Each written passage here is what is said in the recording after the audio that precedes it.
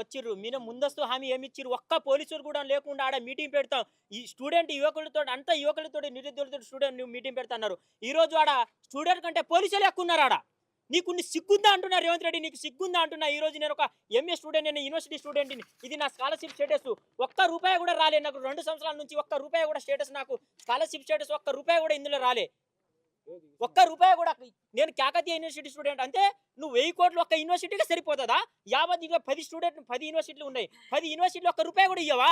అంటే ఇక్కడ ఉస్మానియా స్టూడెంట్ ఒక యూనివర్సిటీ, ఉస్మానియా యూనివర్సిటీ ఒకటి పెడితే అందులో 1000 కోట్లు రిలీజ్ చేస్తే 500 కోట్లు కాంట్రాక్ట్ వాళ్ళు కుంభక అవుతారు. మిగతా 10 యూనివర్సిటీల స్టూడెంట్ అని మూకపోయి ఉంటారు. నేను 30 లక్షల నిరుద్యోగులు ఒకటే కోరుకుంటున్నా, మీరు ఇట్నే ఉంటే జాబ్ రాదు. ఈ రాజకీయ నాయకులు ఈ కుంభకై ఈ నిరుద్యోగులు మోసం చేస్తారు. నువ్వు మోసం మీద నువ్వు దొంగ హామీ ఇచ్చి, నువ్వు ఈరోజు దొంగ హామీ ఇచ్చి నువ్వు కుంభకైనావు. 30 నిరుద్యోగులు ఏం చేస్తున్నారు? మీరు ఒక ఒక మాట మీద ఉండరు. యావత్ తెలంగాణ ఎవరబ్బా సొమ్ము కాదు, ఇది ప్రజాధనం అందరికీ. నువ్వు ప్రజాధనం వృధా చేస్తున్నావు. గ్లోబల్ సమ్మిట్ కొని పెట్టుకున్నావు. గ్లోబల్ సమ్మిట్ పేరుతోటి వేల కోట్ల నష్టాన్ని చెప్పిస్తున్నావు.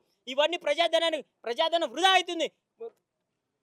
ఈ పనికొచ్చేది ఇట్లాంటి మా కోసం రిలీజ్ చేయండి.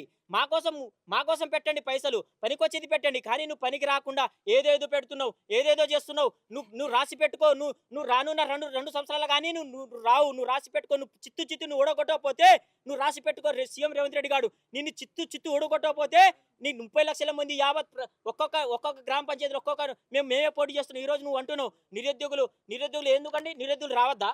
నిరుద్యోగులు వద్దు, మీరు రాజకీయంలో రాకండి, సర్పంచ్ పోటీ చేయవద్దు అంటారు. ఎందుకంటారు ఈ మాట?